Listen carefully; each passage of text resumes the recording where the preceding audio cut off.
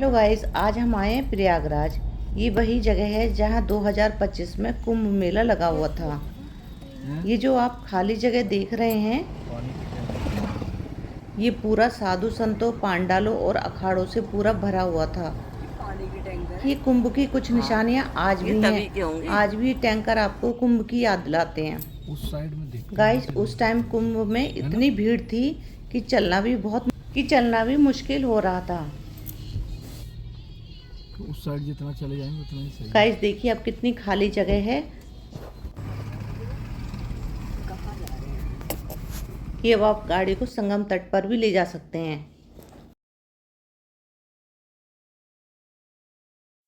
Guys, कुंभ के time पर इतनी भीड़ थी कि सारी गाड़ियों की पार्किंग शहर के बाहर कर रखी थी और जगह जगह बैरिकेटिंग लगा रखी थी। गाइस, हम भी गाड़ी पार्किंग करके नहाने के लिए निकल पड़े।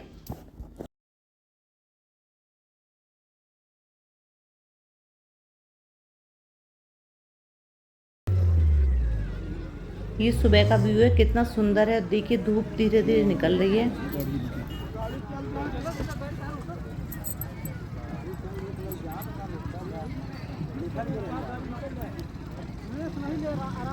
अभी सुबह का टाइम है तो इतनी भीड़ नहीं है, लेकिन है फिर भी।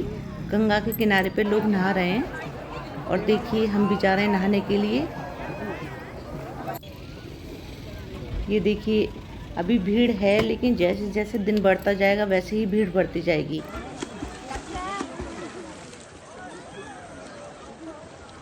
थोड़ी देर नहाने के बाद हम निकल पड़े बोटिंग के लिए।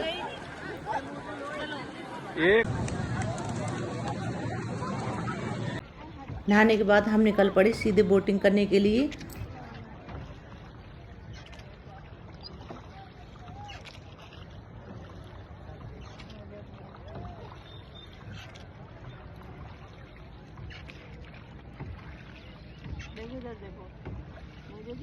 बोटिंग के बाद हमने किए बड़े हनुमान जी के दर्शन। कहते हैं कि यहाँ भगवान जी, हनुमान जी ने विश्राम किया था। यहाँ भगवान जी लेटे हुए हैं और लेटे हुए भगवान जी के ही दर्शन होते हैं यहाँ।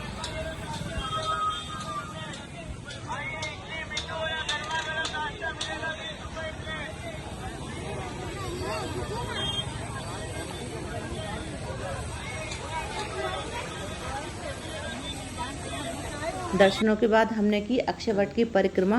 कहते हैं कि इसका कभी क्षय नहीं होता और यह सृष्टि के प्रारंभ से ही है। रामायण काल में भी था ये वृक्ष।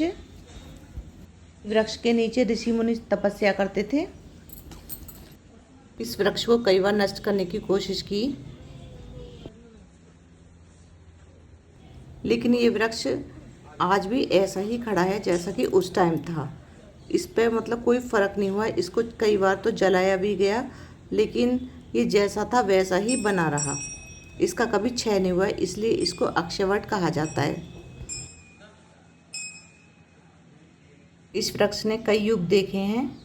जैसा कि बताते हैं कि सृष्टि के प्रारंभ से ही है और सृष्टि के प्रलय तक भी रहता है, लेकिन जब भी प्रलय आती है ये वृक्ष ऐसा का ऐसा ही खड़ा रहता है।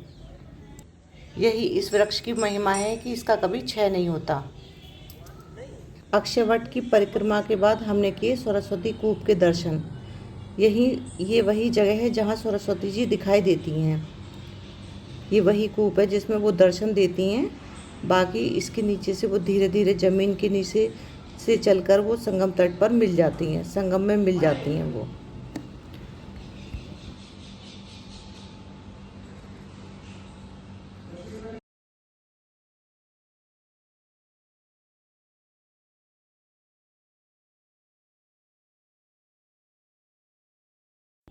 गाइज, आज के ब्लॉग में बस इतना ही। Okay, bye, thank you.